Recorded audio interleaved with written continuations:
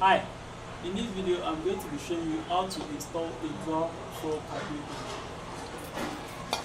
So I've already taken it apart. You remove the air filter, then the gasket between the air filter and the carburetor itself, you take it out, the fuel hose, then the governor spring,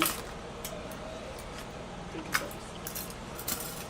Then you make sure the gasket between the engine block and the carburetor is there, is not missing, to prevent leakage of gas.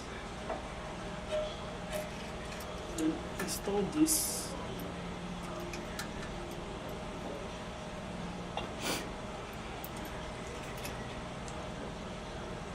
The fuel hose, install it back. Then the gasket between the air filter and the carburetor, you also install. Then the air filter.